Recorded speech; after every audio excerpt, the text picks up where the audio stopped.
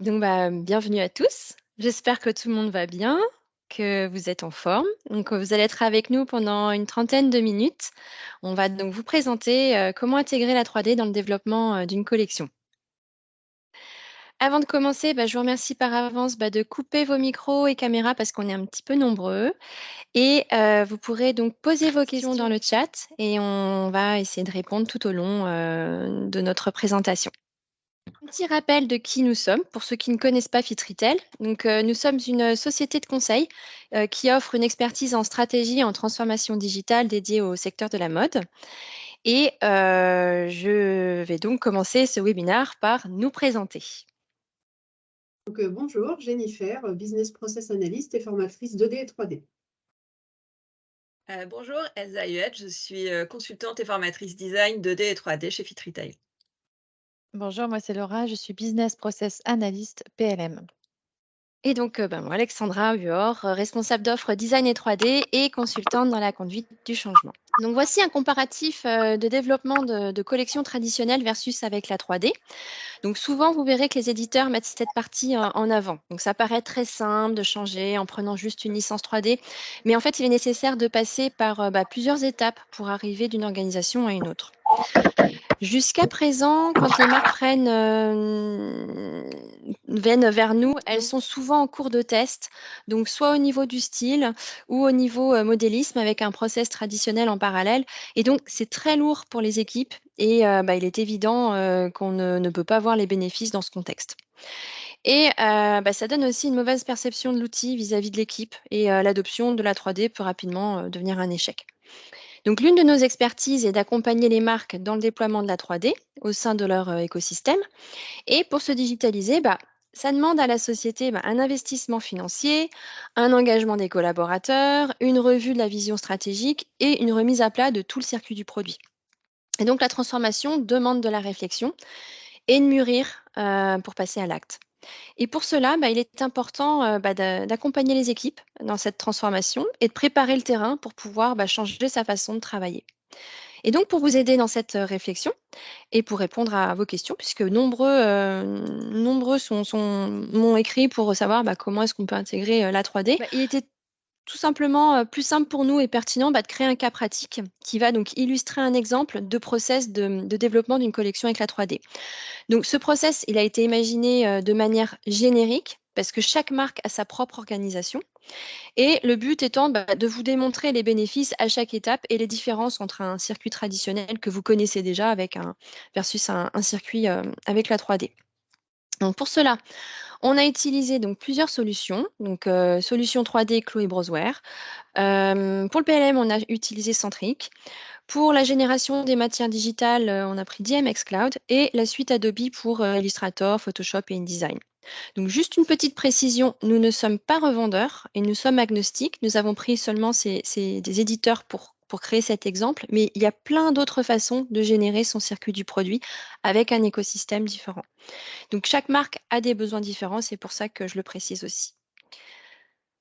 Donc, ce qu'on va vous présenter aujourd'hui est une mise en situation où la 3D a été intégrée de l'idée à sa finalisation avant le lancement d'une demande de tête de série.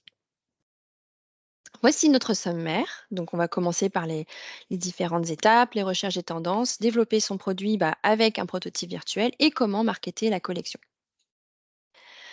Pour ce faire, nous avons choisi 3 profils clés dans un développement de collection qui vont être joués par mes collègues. Donc, nous avons Jennifer qui a pris le rôle de la styliste. Ensuite, Elsa qui joue le rôle de notre modéliste 3D et Laura en tant que chef de produit. En même temps, c'est pas vraiment des rôles inconnus pour elle puisque c'est un peu un petit retour dans votre ancienne vie, avant Fit Retail et puis, moi, je vais rester en tant que présentatrice et timekeeper puisque, le temps passe très vite quand on est sur un sujet passionnant. Donc on commence par les étapes. Eh bien, tout simplement, c'est que la vie de la collection, on l'a divisée en six étapes. Et c'est une roue qui va être un peu notre fil conducteur tout au long de notre présentation. Et donc, on précisera à chaque étape les acteurs principaux et les outils utilisés dans cet exemple. On va commencer donc par la naissance d'une collection via les recherches de tendances et d'inspiration. Et là, je laisse la main à Jennifer, notre styliste, dans notre scénario pour présenter cette partie. Oui, donc effectivement, la première phase du développement de la collection concerne la recherche de tendances, de volume, de couleurs ou de matière. Donc, la première étape de la collection a été de déterminer les tendances à intégrer ou non dans notre collection. Quelle forme, quelle matière, quel univers retranscrire dans nos modèles. Des plateformes de tendance telles que Fashion Snoop ou Euritech permettent de cerner les envies des consommateurs grâce à des algorithmes très précis, très élaborés. L'intelligence artificielle restitue les tendances de demain, en fait. Donc, pour une collection chic et décontractée, nous nous sommes orientés vers des volumes classiques avec des touches de casual.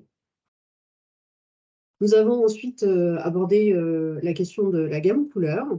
Donc, ici, un mélange de couleurs classiques et de couleurs commerciales avec une touche de couleur tendance, garante d'un certain attrait commercial, mais plus risqué évidemment.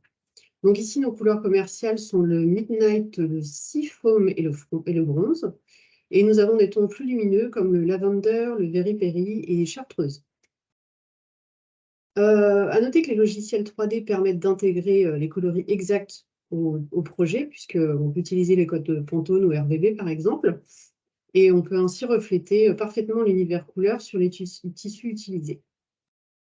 Cette gamme couleur peut être utilisée tout au long du processus de développement, puisqu'elle peut être utilisée au sein des solutions 3D, mais aussi dans les outils Adobe et bien sûr dans le PLM.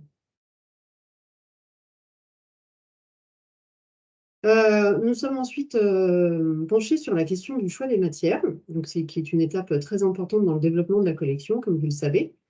Donc, chacun des critères suivants participe au rendu final du produit, que ce soit le tissage, le tricotage, la composition, les propriétés physiques du tissu. Donc, des plateformes telles que DMX ou Swatchbook référencent d'énormes bibliothèques de tissus digitaux. Ils sont organisés dans différents dossiers, en fait, qui peuvent être regroupés par thème ou par type de produit. Tout dépend de l'organisation de chaque société. Et donc, une fois que ces tissus digitaux appliqués sur les modèles 3D, en fait, ils permettent de valider les qualités à référencer ou non au sein de la collection et évitent ainsi l'envoi de rebraques, de nombreux rebraques, permettent un gain de temps et réduisent l'empreinte carbone de la collection dès le démarrage du développement, en fait.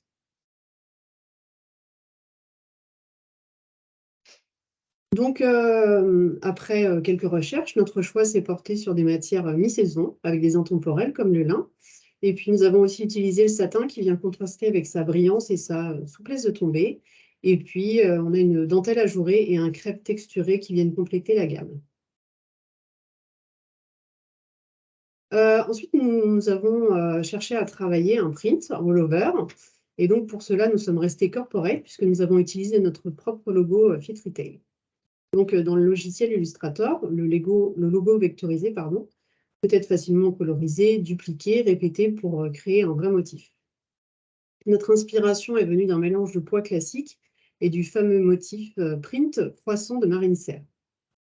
Un gros avantage de la 3D est de visualiser le motif à différentes échelles, sur différents coloris, sur un tissu avec un tombé particulier, ce qui facilite énormément la prise de décision et évite ainsi de nombreux allers-retours d'essais de print longs et coûteux. L'interaction avec Illustrator et Photoshop au sein des logiciels 3D augmente encore plus la fluidité de création du processus de la collection. Donc une fois les tendances abouties, on peut commencer à travailler dans le PLM et c'est là où je laisse la main à Laura qui va nous montrer tout ça. Oui, alors comme vous le savez probablement, PLM, c'est une solution web qui accompagne les enseignes du fashion dans leur développement produit. Donc, c'est plus ou moins à ce moment-ci que nous avons commencé à alimenter notre base de données PLM. Donc, j'ai créé les matières que nous avions sélectionnées, les composants composés et les imprimés, en leur ajoutant des informations spécifiques telles que le fournisseur, la composition, le poids, le prix, etc. Grâce au développement réalisé en 3D dans DMX Cloud, par exemple, et à condition que les outils soient interfacés, on peut importer les visuels ainsi que les données des matières 3D dans PLM. Puis nous avons créé la gamme de couleurs de la saison en leur ajoutant des spécifications techniques, c'est-à-dire les références Pantone ou Coloro. Ensuite, nous avons créé les composants colorés et notons d'ailleurs que les librairies de couleurs du PLM peuvent être créés ou actualisés depuis le connecteur Illustrator. Ensuite, j'ai créé les articles dans PLM, donc dans une hiérarchie de collection qui a été définie en amont. Et en tant que chef de produit, je peux commencer à piloter le cadrage de la collection, c'est-à-dire combien de pions nous faut-il et comment doivent-ils être répartis. Concernant les images des articles, les images 3D peuvent tout à fait cohabiter avec les croquis 2D dans PLM. Par exemple ici, vous voyez, vous avez une robe qui avait déjà une base 3D, mais que notre styliste a fait évoluer au fil de l'eau. Merci Laura et Jennifer pour vos explications. Donc, dans le domaine de la créativité, créer en 3D sans attendre une toile ou un prototype sollicite la créativité du styliste, d'autant plus il est super facile de visualiser le rendu sur un volume en instantané, avec une représentation réaliste du produit, et ça permet aussi de sélectionner les matières sans engager des commandes de métrage. Et puis, ça permet aussi d'économiser en temps et en argent, d'accélérer la prise de décision et aussi de synchroniser dans le PLM avec les données en provenance des outils 3D ou de son environnement. Ça permet de compléter les informations rapidement. Et la 3D sollicite les équipes de différents métiers à travailler autrement et de façon beaucoup plus transverse. Passons maintenant à la création du prototype virtuel en phase 1. Et Elsa, est-ce que tu peux tout nous expliquer pour voir comment ça fonctionne? Oui, bien sûr. Donc là, on va arriver dans la phase de développement de produit. On va vraiment être au modèle. Et donc, on va lancer la conception, le développement du premier prototype 3D. Donc, pour faire une petite vision d'ensemble, en fait, un prototype 3D, en fait, ça va être un petit peu, pour ceux qui ne connaissent pas du tout, je vais faire l'analogie avec un modèle physique, puisque un modèle physique, il va avoir 3 composantes principales. Le mannequin, qui en 3D, correspond à un avatar qui va être très important pour, l'adéquation du fitting de votre modèle. Donc c'est vraiment l'équivalent du stockman, de votre mannequin cabine. On a des acteurs qui commencent à être très, très pointus sur les avatars 3D, notamment Alvanon, qui a beaucoup de déclinaisons et très pertinentes en termes de morphologie. La deuxième composante très importante pour un modèle, c'est évidemment la matière. Et donc, comme on vous a déjà parlé des matières digitales un petit peu précédemment avec DMX ou Swatchbook, la matière digitale, elle comporte à la fois le visuel de la matière, ce qu'on appelle les textures, avec différentes composantes de relief, de réflexion de la lumière et tout ça. Et également, ce qui est très important pour un prototype conforme à la réalité, le drapé et les propriétés physiques de la matière qui ont été renseignées par des tests. Et enfin, la dernière partie, et celle que je connais finalement le mieux puisque je suis modéliste, j'ai été modéliste avant d'arriver chez Fit, le patron. Et effectivement, le patron 2D va être vraiment une composante très importante de notre prototype 3D. Il peut être conçu en amont dans un logiciel de CAO extérieur ou directement dans les logiciels de 3D. Voilà. On va passer maintenant à une petite simulation qui va vous montrer le workflow un petit peu de la création d'un modèle 3D. Alors, ça peut paraître très très rapide, je vous rassure, dans la vraie vie, je ne vais pas aussi vite que ça.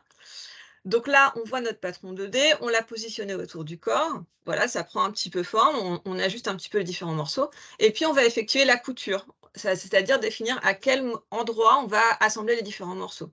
C'est pour ça que des connaissances produits sont vraiment primordiales pour la réalisation de prototypes 3D. Donc on voit, on peut vraiment travailler étape par étape, comme on le ferait un petit peu dans la vraie vie en différents blocs d'assemblage. Donc là, si on rajoute un petit volant par-dessus, c'est bien de le faire après pour s'éviter des petits problèmes de collision, des choses un petit peu techniques. Et on a vraiment le modèle qui prend vie en direct. Donc ça, c'est vraiment très sympa. Et puis on va pouvoir venir appliquer différents effets. Là, on voit tout de suite l'élasticage et le resserrage à l'épaule. Et puis, ce que j'aime beaucoup aussi dans la 3D, ça va être la possibilité d'interagir en direct sur son modèle. Donc là, on va appliquer d'abord une matière pour avoir, comme je vous disais, des propriétés physiques et un drapé plus pertinent. Et puis, on va venir pouvoir corriger son modèle. Et c'est bien là qu'on va voir l'avantage et la réduction du nombre de prototypes. Là, sur ma robe, j'avais un petit problème de tomber et de bien aller au niveau du bas de la jupe. Donc, je peux venir réduire le volume, corriger une ligne, et ça se fait vraiment en simultané entre la 2D et la 3D. Donc, c'est vraiment très appréciable. Une fois qu'on a notre premier simulation qui aboutit, on va pouvoir jouer sur l'avatar. Donc là, ici, on voit, je change de pose, ce qui va me permettre de vérifier s'il n'y a pas des tensions particulières qui s'appliquent sur une certaine zone du vêtement. On pense évidemment à des usages en termes de sport, sur des postures particulières. On va également pouvoir changer l'avatar. Si on travaille au niveau mondial, on a différents morphotypes au niveau des grandes régions, donc on va pouvoir aussi jouer là-dessus. Et puis les logiciels de 3D permettent aussi de travailler tout ce qui est variante coloris de façon très très rapide. Donc les différents colorways vont pouvoir être générés et on va même pouvoir faire de la recherche visuelle sur des coloris, sur de l'adéquation en fait entre le modèle et son décor et son support. Donc ce qui est aussi très intéressant avec toutes les solutions 3D, c'est l'aspect collaboratif.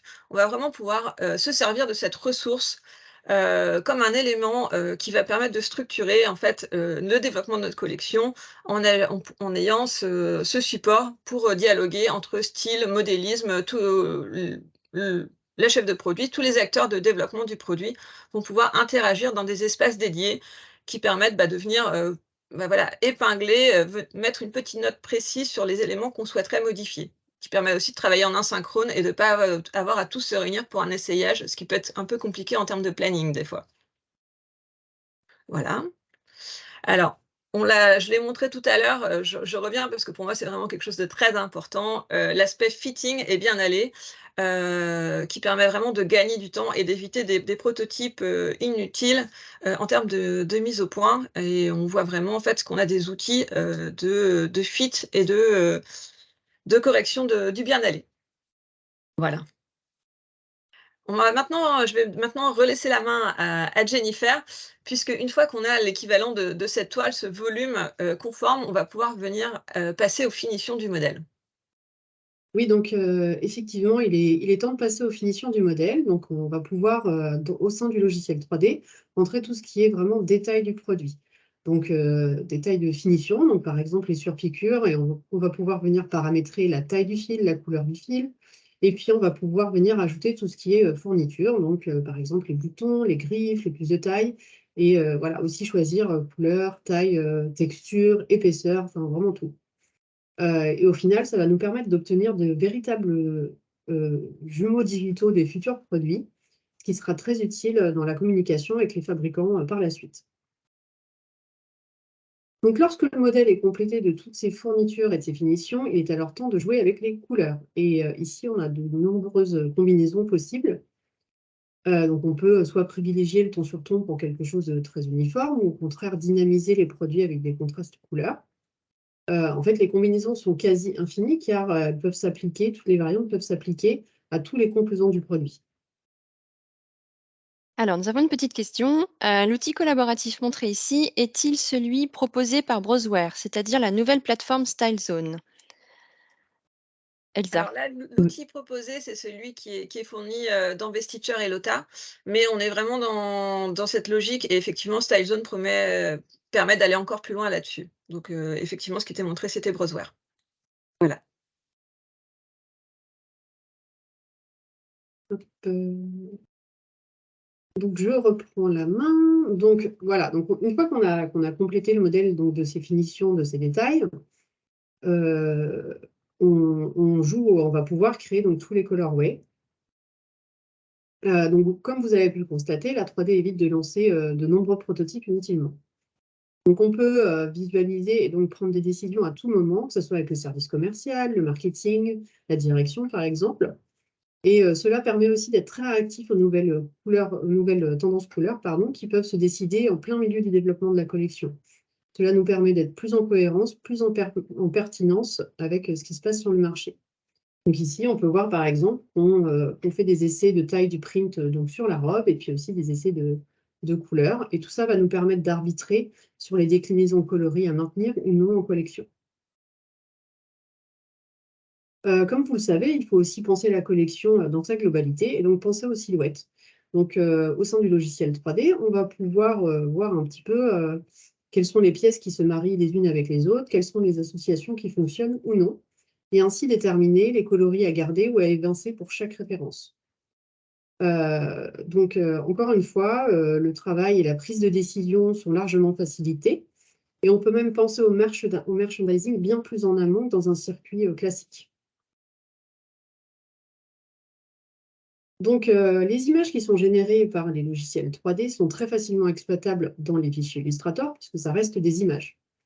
Elles peuvent très facilement remplacer les traditionnels dessins 2D et apporter beaucoup plus de réalisme aux dossiers techniques qui, rappelons-le, sont indispensables au développement des modèles par les fabricants. Donc, le fameux dossier Illustrator est un fichier qui contient tous les détails techniques nécessaires au développement du produit. Il est envoyé aux usines qui peuvent ainsi réaliser le prototype final, puis les répétitions de collection et, si tout va bien, la production. Donc, comme vous le voyez ici, on peut voir de nombreux détails techniques, donc que ce soit les détails de montage avec les sections de montage. On a aussi des détails de couture, le positionnement des tissus principal, de doublure, etc. Le positionnement par exemple, des poches ou des boutons. Et puis, bien sûr, préciser tout ce qui concerne les fournitures avec des références, des tailles, des positions. En fait, on va venir mentionner tout ce qui est important pour la fabrication du produit par la suite. Donc ce fichier, une fois qu'il est rempli par tout le monde, pour pouvoir être relié au PLM, est organisé sur différents plans de travail de manière précise. En fait, chaque plan de travail est pensé pour recevoir un type d'information. Donc, par exemple, on va avoir une page pour le devant, une page pour le dos, pour les détails, les artworks, etc. Donc, à noter que ce fichier peut être alimenté, partagé par plusieurs personnes. Ça peut être les stylistes, les modélistes, les chefs produits, les graphistes, etc. En fait, ça dépend de l'organisation de chacun. Donc, une fois complété, le fichier Illustrator peut être relié au PLM grâce au connecteur qui est très simple à utiliser. En fait, chaque plan de travail va être répertorié comme une image en PLM. À noter que le connecteur permet aussi une interaction avec la BOM, la nomenclature, directement dans Illustrator. Voilà. Je vais maintenant laisser Laura qui va prendre la suite pour vous expliquer la suite du développement dans le PLM. Oui, alors de retour dans le PLM, vous voyez que le plan de collection donc, il a évolué, de la data a été renseignée et les images 3D rendent évidemment la collection plus réaliste. Donc en tant que chef de produit, je peux piloter la collection selon différentes clés d'entrée qui sont cumulables, comme les coloris, le parc magasin, prix de vente, le poids des reconduits versus des nouveautés, etc. Les fiches produits ont été créées en amont. Elles sont donc alimentées petit à petit avec la data produit. Et certaines données peuvent être envoyées à d'autres outils de l'environnement IT, comme l'ERP ou le PIM, par exemple. Alors, la visionneuse 3D des dernières versions du PLM centrique permet de mettre en scène un modèle 3D sur un fond, n'importe lequel, et de tourner autour pour le visualiser sous différents angles. C'est ce qu'on appelle la turntable. Grâce au réalisme de la 3D, la compréhension du modèle se fait plus rapidement qu'avec un croquis Illustrator pour les équipes en interne, mais aussi pour tous les intervenants. La 3D dans le PLM est en plein essor. Après l'intégration du modèle 3D et de la matière 3D, Alvanon et Substance sont devenus depuis peu de nouveaux partenaires de Centric.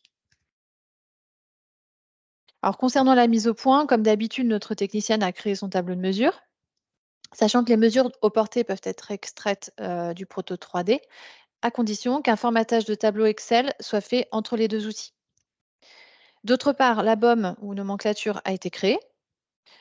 D'ailleurs, notons qu'actuellement, des éditeurs des outils 3D travaillent avec les des éditeurs de PLM pour générer des flux en lien avec les composants. Bon, sinon, la fiche technique a été importée et donc nous sommes maintenant en mesure de générer le tech pack, donc qui répertorie toutes les spécifications du style à destination des fabricants.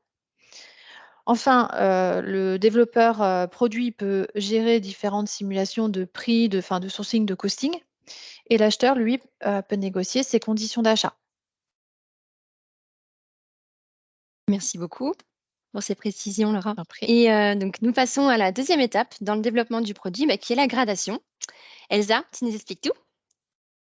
Oui, alors, là, on se projette un petit peu. Alors, déjà, j'ai envie de m'arrêter un petit peu sur cette roue, des étapes d'une collection. Là, on est, sur un process assez classique où, les phases de gradation et de mise en production d'un modèle, elles viennent après des phases d'achat, des phases de validation de collection.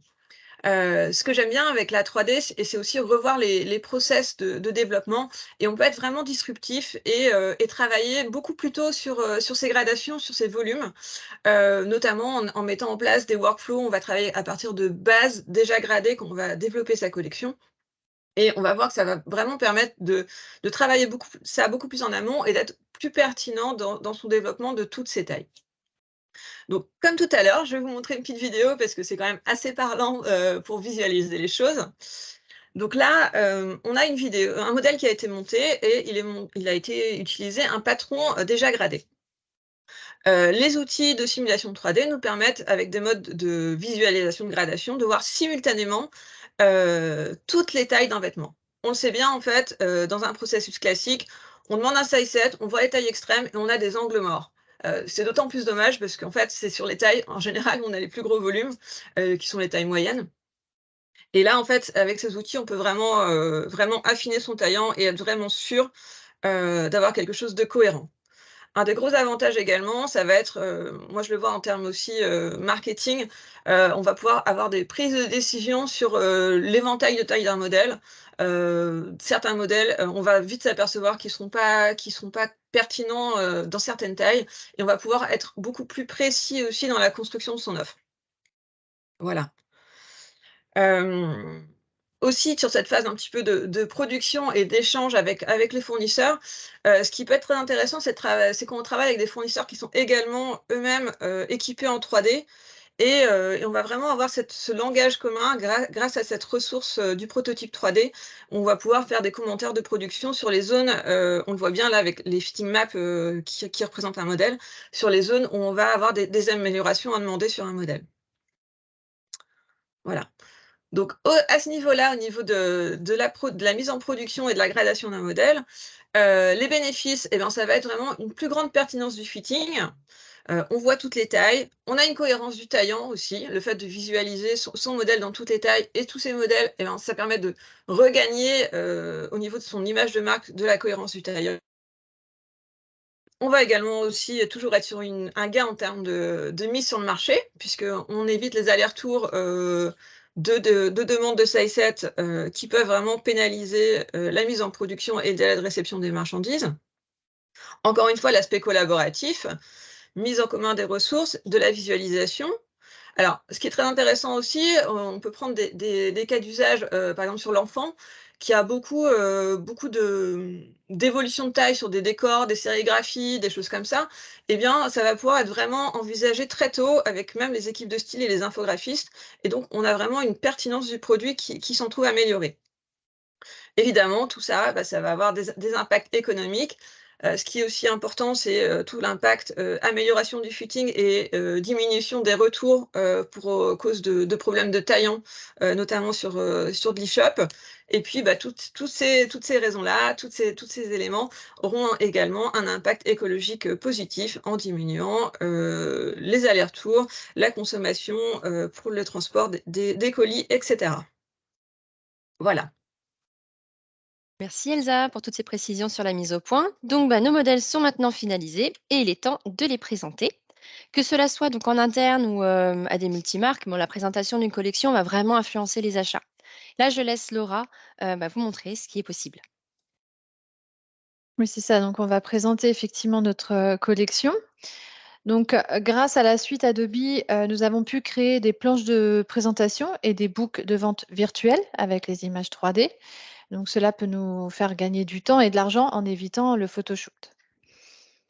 De même, alors pour les buying sessions, on peut mixer les protos physiques, des protos virtuels. Par exemple, on peut avoir une variante couleur en physique et les autres en 3D.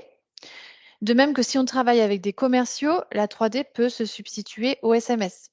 On évite ainsi de multiplier le nombre de protos. Alors, vous le savez, des outils de visual merchandising permettent de faire des simulations de merch en magasin. Donc évidemment, avec les images 3D, c'est plus réaliste. Alors, à l'étape de la production, ça se passe de façon assez classique. En revanche, la 3D fait vraiment la différence à l'étape de la communication. Car comme vous l'avez remarqué, depuis la pandémie, les marques multiplient les initiatives pour améliorer l'expérience shopping en ligne de leurs clients. Alors, certes, les images 3D sont utilisées pour communiquer sur l'e-shop, pour la campagne de pub, pour les réseaux sociaux. Mais si on va plus loin, la 3D permet des essayages en ligne, ce qui permet ainsi de réduire les coûts liés au retour des produits et puis aussi réduire l'insatisfaction des clients. On peut faire aussi donc des défilés digitaux, des showrooms virtuels. Et si on va encore plus loin, dans le métaverse, les images 3D sont utilisées car les consommateurs ils veulent devenir des protagonistes de leur histoire, d'une histoire où ils peuvent porter les produits de leur marque préférée. Et Elsa va maintenant nous présenter donc nos visuels destinés à la com. Oui. Alors, voilà, là, ça va être un petit peu l'occasion de montrer, en fait, qu'une ressource 3D qui est initiée, très en amont, au moment de la création, elle vit tout au long du développement du produit et elle, s'adapte aux différents usages et aux différents besoins. Donc là, on a une turntable qui permet de voir, vraiment le modèle, sous tous les angles. On aperçoit même les détails de doublure, donc c'est très intéressant. On va avoir ensuite, possibilité de créer des silhouettes, des choses comme ça et vraiment j'insiste sur le fait que cette ressource 3D, une fois qu'elle est créée, elle peut même exister en dehors, des outils, de simulation 3D. Là, les visuels ont été créés, dans Blender, qui est une solution 3D généraliste, qui va permettre de pouvoir intégrer, ces vêtements 3D dans un univers beaucoup plus large et d'exploiter au maximum cette ressource qui a été créée.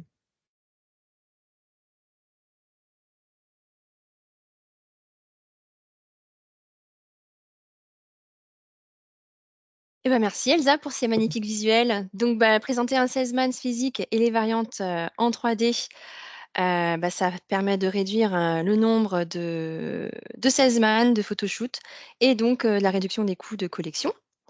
Et puis, le time to market étant réduit, on peut réagir beaucoup plus rapidement face aux besoins du consommateur et donc d'adapter son stock. Et la 3D permet aussi d'agrémenter, comme le disait Laura, l'expérience client. Et donc, elle peut offrir l'accès à aussi à d'autres perspectives de vente, par exemple, comme présenter une capsule en précommande ou bien de co-créer avec sa communauté avec des visuels très réalistes. Nous arrivons donc à la fin de ce webinaire. Donc, voici ce qu'il faut retenir. Donc, la 3D accompagne l'ensemble du processus du développement du produit. Il s'intègre, comme vous l'avez vu, parfaitement dans l'écosystème IT, donc que ce soit PLM, PIM, DAM, ERP, etc. Et l'écosystème avec la 3D aussi, parce qu'il y a des scans et des tendances, et des plateformes de fournisseurs, des bureaux de tendance digitaux. La 3D demande aussi à être beaucoup plus technique, que cela soit au niveau stylistique ou en modélisme. Et donc, la 3D, elle challenge les métiers, ces métiers-là, et contribue à les faire évoluer. Donc, je trouve ça intéressant en tout cas. Et puis aujourd'hui, les marques travaillent principalement en silo. Et la 3D, elle demande une collaboration transverse des équipes. Donc ça veut dire, ça veut pas dire, pardon, que chacun va apprendre le métier de l'un et de l'autre, parce qu'il y a beaucoup qui m'expriment ça sur le terrain. C'est plutôt d'unir les expertises de chaque métier pour réaliser un succès à célébrer ensemble. Et puis développer en 3D, ça encourage la collaboration transverse des équipes et ça implique aussi une prise de recul sur l'organisation. Voilà, nous avons terminé donc la présentation de notre collection. Nous sommes un tout petit peu au-delà des 30 minutes, mais si vous souhaitez nous poser quelques questions, on est encore là, donc n'hésitez pas. J'espère que ça vous a plu. Oui, Christelle? Oui, si vous m'entendez? Oui. Ouais, désolée, il y a peut-être un peu de bruit autour de moi. Non, j'ai juste une question. J'aimerais revenir sur la partie de la BOM, parce que je sais effectivement que dans les logiciels 3D, on peut avoir une BOM qui est intégrée. Mais du coup, après, vous disiez pour l'intégration dans PLM, parce que je sais que, aujourd'hui, chez nous, par exemple, la BOM, c'est vraiment des cases qu'il faut qu'on remplisse une à une. Du coup, là, ce dont vous parliez, c'était une BOM qui était intégrée dans un fichier Illustrator et que du coup, on upload ce fichier Illustrator dans le PLM, ou est-ce que à partir de la BOM du 3D, on peut ça remplit automatiquement toutes les cases du PLM? Enfin, j'ai pas bien compris en fait cette partie-là. Alors, il faut évidemment, ce que tout soit bien, calibré, c'est-à-dire qu'il faut les tunnels puissent, être reliés, au bon endroit. Mais il est effectivement possible de pousser, les informations qu'on va avoir dans la 3D vers le PLM pour que ça puisse, par exemple, mettre les métrages, le nombre de boutons. Et ça se fait, en fonction, il faut s'assurer, par exemple, que le nom soit exactement le même dans la 3D et dans le PLM. Est-ce que tu peux nous confirmer ça, Laura? Il me semble que c'est bien, C'est en cours, on va dire. C'est peut-être pas forcément livré, mais en tout cas, c'est en cours Il d'étude. y a ouais, il y a Mm. quelques marques qui sont, Mm. en cours de POC pour valider Mm. justement, tout ça avec, les éditeurs 3D et PLM, puisque, les éditeurs sont aussi à l'écoute et font avancer la technologie, en parallèle avec les besoins des marques. Donc, voilà, en tout cas, c'est quelque chose qui est en train, d'évoluer très, très vite puisque c'est un très gros besoin, je pense, et c'est nécessaire vraiment qu'on puisse, pousser ce genre d'informations plutôt que de les copier-coller. Est-ce que ça répond à votre question? Oui, tout à fait. Du coup, j'avais un peu la même question pour le tableau de mesure. Donc, de ce que j'ai compris, c'est si le tableau de mesure, on arrive à le faire en fichier Excel, il peut être intégré directement dans PLM ou faut recréer le site chart de base dans PLM? Laura, est-ce que tu veux répondre? Alors, effectivement, donc c'est pas interfacé directement, il faut passer par l'étape Excel. Après, dans ce détail, si il faut le tableau de mesure de base dans PLM, j'avoue que je ne sais pas. Mais on va se renseigner. Mmh. En tout cas, il est important d'avoir exactement le même nom, exactement Mmh. comme Oui. l'histoire de la BOM. Ici, on a une mesure spécifique, il faut que le nom de cette mesure soit identique Mm. à ce qu'on va trouver dans le PLM. On a une autre question, je vois une autre, D'accord, je main vois. qui se lève. Oui? Je ne vois pas qui a levé la main. C'est Nicolas. Il n'y avait pas que moi, mais oui. Pour répondre à la première des questions, oui, effectivement, moi je le confirme, dans Centric, on a la possibilité d'uploader et donc de charger et de créer un barème de mesure depuis un Excel. Alors il faut qu'il soit formaté d'une certaine manière, Exactement. vraiment d'un standard absolu, et qu'on déroge pas trop parce que c'est extrêmement précis. Mais effectivement, il est parfaitement possible de créer un barème de mesure directement depuis un Excel, par le biais d'un chargement. Donc, dès lors que l'extraction que vous en avez fait de votre logiciel 3D, on arrive à sortir cet Excel cadré tel que le PLM l'attend, alors en soi, extraire et recharger, c'est censé se faire naturellement. Merci Nicolas pour cette précision. De rien. Avez-vous d'autres questions? Alors moi, j'ai vu une question dans la conversation Ouais. qui demande: «L'outil est parfait, mais est-il, aisé de l'adapter au secteur de la lingerie?» Alors là, je vais vous donner une réponse de Normand, puisqu'en fait, il y a 2 aspects dans la lingerie.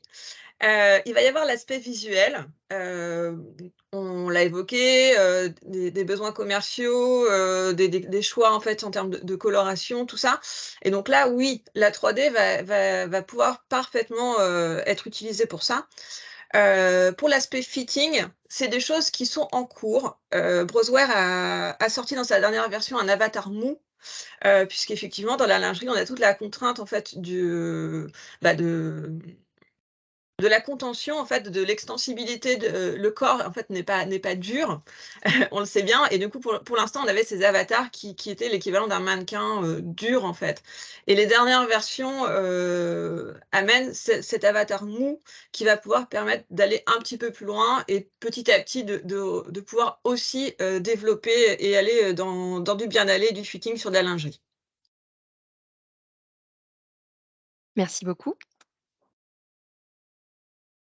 Géraldine qui lève la main. Oui, bonjour, merci beaucoup pour la présentation. J'étais pas là dès le départ, mais j'ai une question justement par rapport aux formations des équipes. Par exemple, nous, nos modélistes ne font pas toutes du patronage, et en tout cas, elles n'ont pas le temps de faire du patronage sur tous les produits. Est-ce que c'est nécessaire qu'elles sachent faire du patronage ou, entre guillemets, des modélistes qui ne travaillent qu'à partir de tableaux de mesure peuvent aussi s'approprier l'outil? Alors, moi, je l'ai vu et je trouve que l'outil, c'est justement, c'est vraiment, super, en fait, pour des modélistes qui n'ont pas l'occasion de pratiquer le patronage au quotidien, parce que ça leur permet de se réapproprier justement ce savoir-faire-là. elles ont déjà la connaissance de la construction d'un vêtement, ça fait partie inhérente de leur métier. Après, c'est vrai que en fonction de comment vous travaillez, il y a quand même ce besoin. Si vous faites de la création et de la mise au point sur les outils 3D, ça demande à créer un patronage.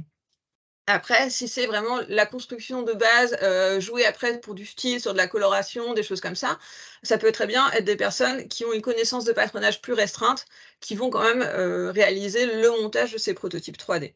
Donc ça, c'est vraiment des choses aussi sur lesquelles nous, on intervient, aider les équipes déjà au niveau de la formation et puis au sein aussi d'une équipe, mettre à profit toutes les ressources et aider à monter à compétences et trouver un workflow qui corresponde à vos équipes.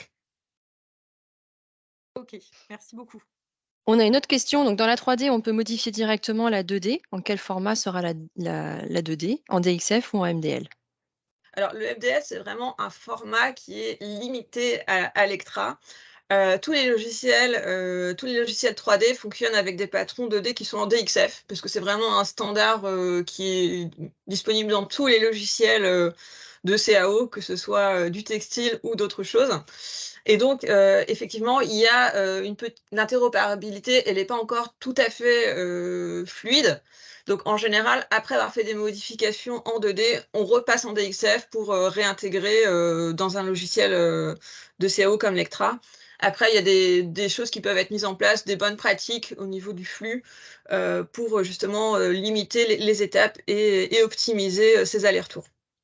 Voilà, j'espère que c'est clair. Il nous reste 1 minute. Si vous souhaitez encore poser des questions, n'hésitez pas. En tout cas, merci beaucoup pour votre attention. Si vous avez d'autres questions aussi, vous pouvez envoyer votre question à l'email qui est indiqué sur la présentation ou vous connecter via LinkedIn et je pourrais tout à fait vous répondre ou transférer à l'équipe. Une dernière question? Ou là, c'est bon, vous avez trop faim? Sarah? Désolée, c'est une faute manœuvre. D'accord. Mais merci pour Ok. la présentation, c'était super. Bon, si on n'a plus de questions, en tout cas, je vous remercie beaucoup d'être venu. Et puis, on vous souhaite une très belle journée et n'hésitez pas à nous, à nous solliciter si vous avez d'autres questions, à nous poser. En tout cas, je vous souhaite un bon appétit et puis, à très bientôt pour une Merci prochaine. beaucoup. Merci. Merci. Au Merci. revoir. Merci. Au revoir. Bonne Merci journée. les filles, Merci, au au revoir. revoir. Merci, au revoir.